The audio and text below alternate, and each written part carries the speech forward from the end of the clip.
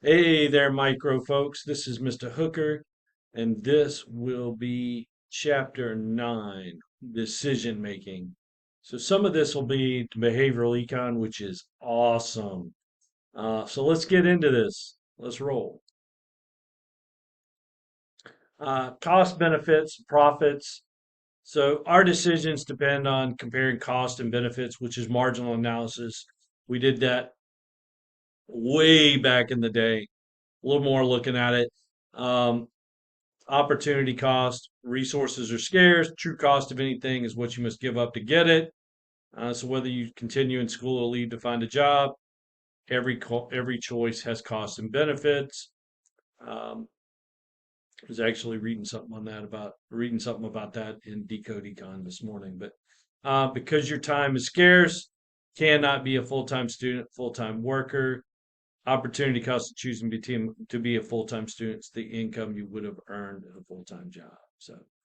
So explicit versus implicit costs. Um, an explicit cost is a cost that requires an outlay of money.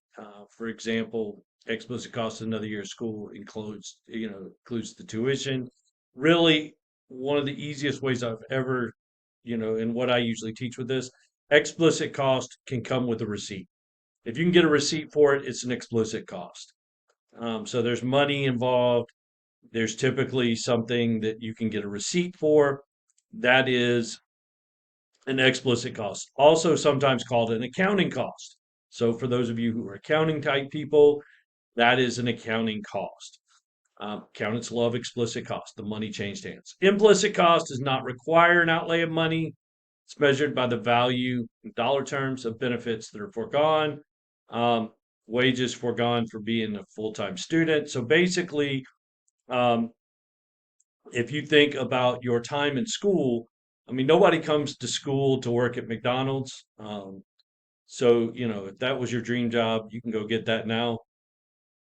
But what you do come to school for is to earn a higher paying job in the future. So, what we call this in economics is a negative wage. So, you are paying money now to earn a higher wage in the future. That's the goal. So, that is the opportunity wage. That's your basic opportunity wage, right?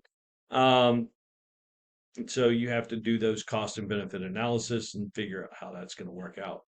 And so that's how that looks.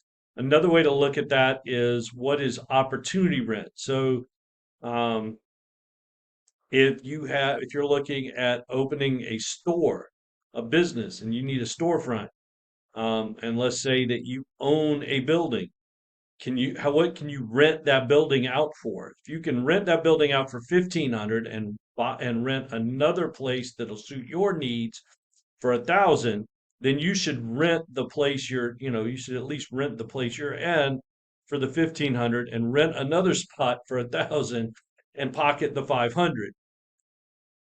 That's what an economist would tell you. An accountant will tell you just to take the free rent. Um, so that's kind of what we do. So opportunity cost is the total explicit cost plus the total implicit cost.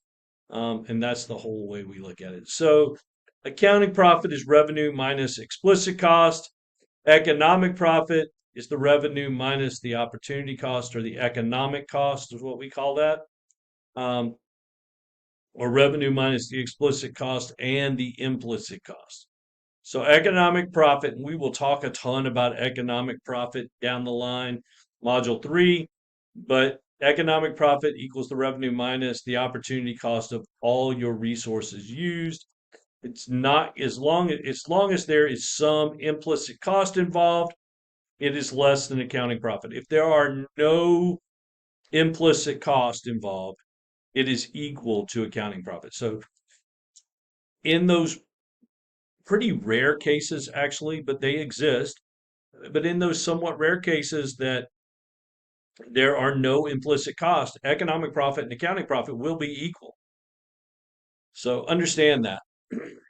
It shows that economic profit shows a more complete picture of costs and helps businesses and individuals make better informed decisions. and it is the measure that we as economists use, and that is why it is called economic profit. So just understand that, like it got that name for a reason. All right, we'll do that later. Um, Implicit cost of capital. So capital is total value of assets owned by an individual or firm. It's your physical assets and financial assets. So if you have stocks, bonds, mutual funds, and all that, we are going to count those in capital right now. Understand, like um, when we did macro, we did not count financial capital into capital. Capital was physical capital. Now we're going to count financial capital, financial assets into capital. And there's a reason for that right now. So the implicit cost of capital is the opportunity cost of the use of one's own capital. So that's the income earned if the capital had been employed in its next best alternative. So, like I say, if you have savings, stocks, bonds, mutual funds, retirement accounts, and you decide to cash some of that in to put towards your business, its next best use would have been to stay where it was. So, what is the implicit cost of that capital? What kind of money would that have earned? What kind of interest? What kind of returns would that have earned over time? Rather, over, let's say, the next year, the next 2 years, had you not taken it out. And that is your implicit cost of capital. So understand that's what we're looking at in that sense, as far as um, the financial side. The physical side, that's what I just mentioned earlier about like renting out your building. You own the building, you can rent it for $1,500 and rent your own space for 1,000. Your implicit cost of capital is $500. So you've got, two types of decisions. There's the how much decision and the either or decision. Um, a choice between two alternatives is an either or decision. The more complex choice is the how much. Should I go to college? Should I take an extra class? That's the kind that most people deal with. The either or, the black and white either or, is not the typical decision.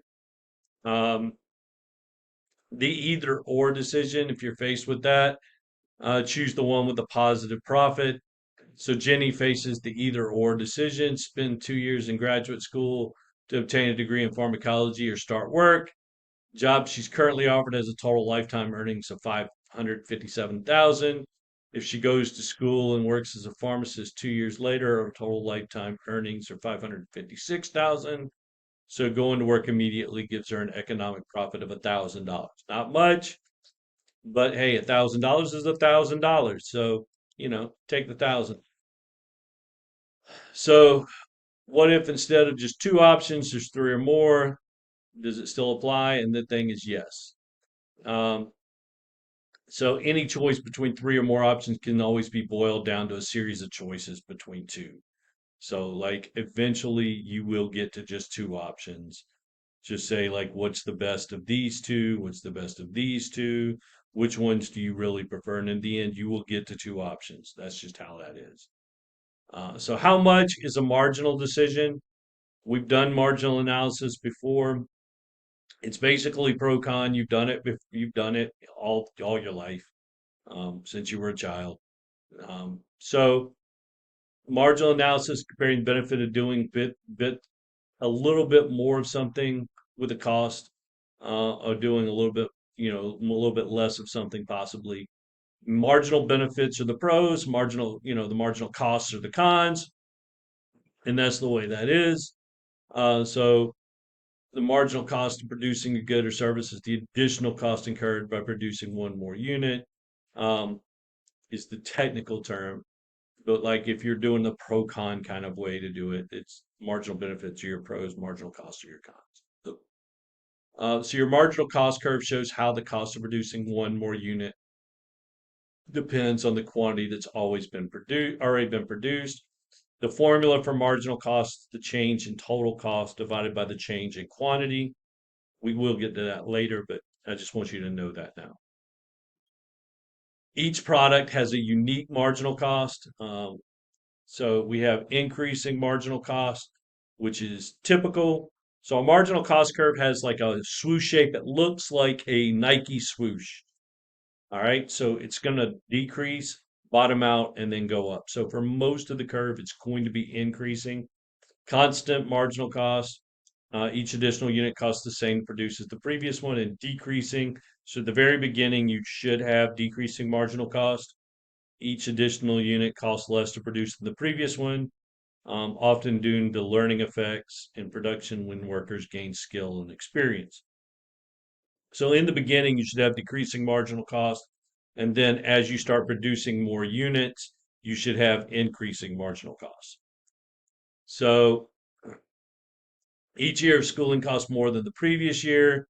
As a result, Alexa has increasing marginal cost, and the marginal cost curve, the line connecting the midpoints at the top, is upward sloping. Looks like that right there. There we go. And that's what that looks like. So it just goes up over time. Total cost versus marginal cost. Easy to conclude that marginal cost and total cost must always move in the same direction, but that's not really true. But if the marginal cost of producing the first is 5, the second is 4, and the third is 3, total cost rises as the marginal cost falls. So marginal benefit is the additional benefit derived from producing one more unit of a good or service. And there's decreasing marginal benefit from an activity when each additional unit yields less benefit than the previous unit. So basically, the more of something you do, the less benefit you get from each additional time you do it. You just keep doing it, you're going to get less and less benefit from it. This happens with almost anything you do. The marginal benefit curve shows how the benefit from producing one more unit depends on the quantity that's already been produced. And you see that that is downward sloping. So that just keeps going. Each an additional year of schooling has decreasing marginal benefit. Um, as a result, Alexa's marginal benefit curve, the curve connecting the midpoint at the top of each bar, is downward sloping. Which, if you figure that really that is true, why do we send doctors to school for like 16, 20 years? That's just nuts, right? Um, it's kind of crazy. Optimal quantity is the quantity that generates the highest possible total profit. Um, so that's the one we're looking for. So your profit maximizing principle of marginal analysis, the largest quantity at which the marginal benefit is greater or equal to the marginal cost. So always stop if marginal benefit's not equal to marginal cost. Always stop at the last unit where marginal benefit is greater than marginal cost. Just note that. So a little bit of marginal analysis. Here we go. Marginal benefit, marginal cost.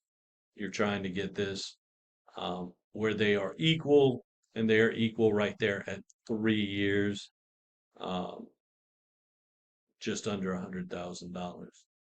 So, and that is your optimal point. Total profit of 410,000. So,